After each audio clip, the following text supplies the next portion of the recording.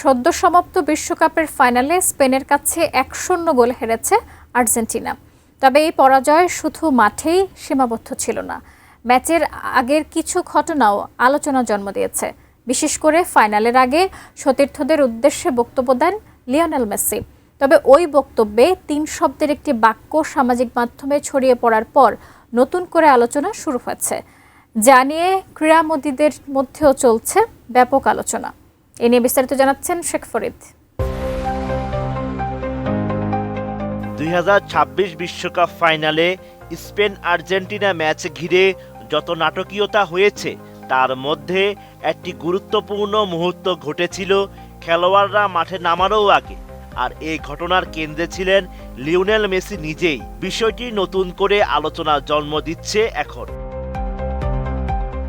আর্জেন্টিনার ফাইনাল হারের 12 ঘন্টা পর সামাজিক মাধ্যমে ছড়িয়ে পড়ে একটি ভিডিও ক্লিপ, যেখানে দেখা যায় ম্যাচ শুরুর আগে টানেলে দলের খেলোয়াড়দের উদ্দেশ্যে কিছু একটা বলছেন মেসি। সেই বক্তব্যই এখন আলোচনার জন্ম দিয়েছে। নতুন বাংলাদেশ গড়তে এলো জুলফিকার স্টিল। জুলফিকার স্টিল। টানেলে দাঁড়িয়ে সতীর্থদের উদ্দেশ্যে মেসি বলেছিলেন, চলো ছেলেরা, সবাই শান্ত থাকো, মূল বিষয় হলো আমরা যেন শান্ত থাকি। এই পর্যন্ত এটি ছিল একটি গুরুত্বপূর্ণ ম্যাচের আগে অধিনায়কের স্বাভাবিক অনুপ্রেরণামূলক বক্তব্যের মতোই। তবে সামাজিক মাধ্যমে সবচেয়ে বেশি আলোচনা জন্ম দেয় মেসির পরবর্তী কথাগুলো। তিনি বলেন, সবকিছু ভুলে যাও, শুধু খেলো, শুধু খেলার দিকেই মনোযোগ দাও ছেলেরা। এই মন্তব্যের পর অনেকে প্রশ্ন তুলতে শুরু করেন, ড্রেসিং রুমে বা খেলার আগে কি এমন হয়েছিল, আর মেসি ঠিক কি ভুলে যাওয়ার কথা বলছিলেন। যদিও 39 বছর বয়সী এই ফুটবলার ঠিক কোন বিষয়ের কথা ইঙ্গিত করেছিলেন তা এখনো স্পষ্ট নয়। তবে ফাইনালের আগে আর্জেন্টিনা দলকে ঘিরে সমালোচনার ঝড় উঠেছিল। স্পেনের পক্ষ থেকে অভিযোগ করা হয়েছিল আর্জেন্টিনা নাকি রেফারিংয়ে বিশেষ সুবিধা পাচ্ছে।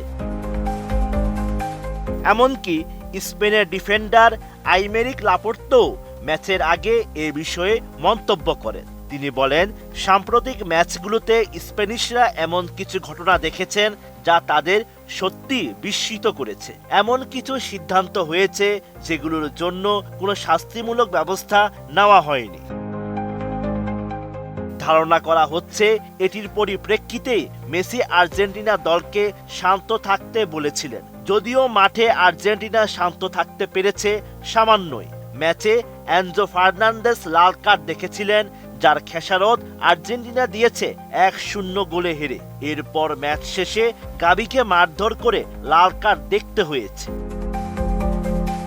ফলে ফাইনালের আগে মেসির দেওয়া শান্ত থাকার বার্তা এখন আরও তাৎপর্যপূর্ণ হয়ে উঠেছে। তবে মাঠের উত্তেজনা সামলাতে না পারায় শেষ পর্যন্ত আর্জেন্টিনার শিরোপা ধরে রাখার পথে বড় বাধা হয়ে দাঁড়ায়। Sheikh Farid, ATN news.